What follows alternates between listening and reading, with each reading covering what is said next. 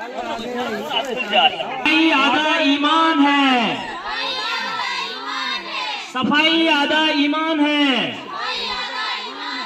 सफाई से इंसान इंसान है, सफाई से इंसान इंसान है, गलीज और गंदा तो हैवान है, गलीज और गंदा तो हैवान है, सफाई से इंसान इंसान है, सफाई से इंसान इंसान है, गलीज और गंदा तो हैवान है, गलीज और गंदा तो हैवान है, सफाई आधा ईमान है, सफाई आधा ईमान है, सफाई से इंसान इंसान है, गलीज और गंदा तो हैवान है। हमें अपने स्कूल के इर्द गिर्द सफाई रखनी चाहिए और घर में भी सफाई रखनी चाहिए, क्योंकि ये जो आप मिक्सचर वगैरह खाते हो और ये पैकेट यहाँ पे डाल देते हो इनके, तो इससे जो है इससे हमारा माहौल जो है वो खराब होता है। तो इसलिए हमें सफाई पे ज्यादा ध्यान देना चाहिए।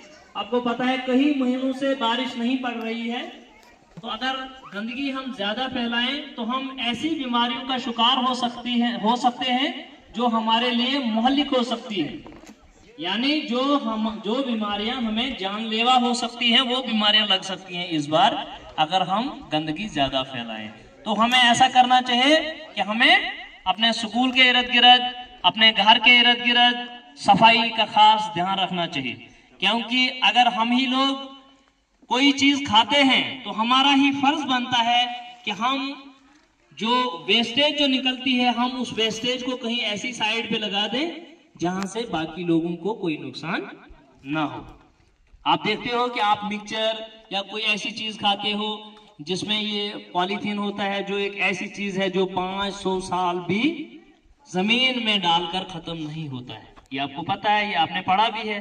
अगर हमें इर्द गिर्द यहाँ पे जमींदार लोग हैं या अगर कोई फसल लगाते हैं, इनको अगर हमारी वजह से तकलीफ हो, इनके खेतों में हम ये मिक्सचर के पैकेट, ये लिफाफे डालें, तो ये मजबूर हो जाते हैं हमें फिर बोलने पे, तो फिर हमारी तालीम का कोई फायदा नहीं है, क्योंकि ये एक ऐसी चीज है जो 500 साल तक जमीन में खत्म नहीं होती है। तो ऐसी चीजें तो फिलहाल हमें खाने से ही परहेज करनी चाहिए, क्योंकि इनमें बीमारियां हैं।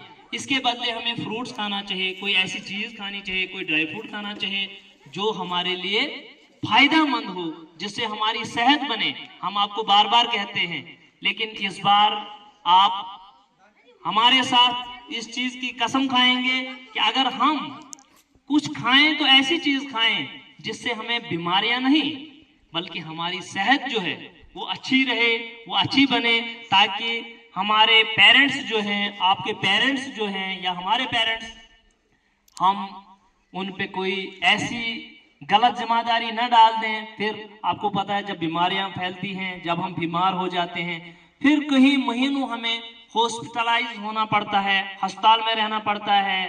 तो फिर इंसान जो है जब ज्यादा दवाई खाता है तो फिर वो बेकार हो जाता है, वो इंसान फिर सही इंसान नहीं रहता है, क्योंकि उसकी सेहत में बहुत सारी बीमारियां फिर मजीद आ जाती हैं।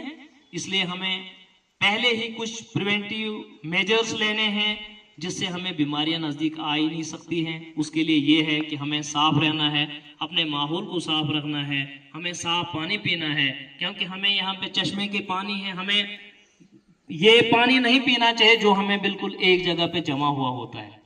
खुद सोचना चाहिए। जब हम आपको बार बार कहते हैं अपनी एक बोतल रखो, आप चश्मे का पानी लाओ, देखो क्लीनिंग ड्राइव ये नहीं होता है कि हमने जुलूस निकाला, नारेबाजी की, इससे हमारी सफाई नहीं हो सकती है। जब तक हम सब मिलकर अपने क्लासरूम को साफ रखेंगे, जैसे हम अपने घर में किसी रूम को साफ रखते हैं, क्या अपने रूम में कोई थूकता है? अंदर थूकता है कोई? अंदर नहीं। वैसे ही आप अच्छे बच्चे हो, हमारे क्लासरूम जो है इतने अच्छे हैं, मैं तारीफ करता हूँ अपने बच्चों की।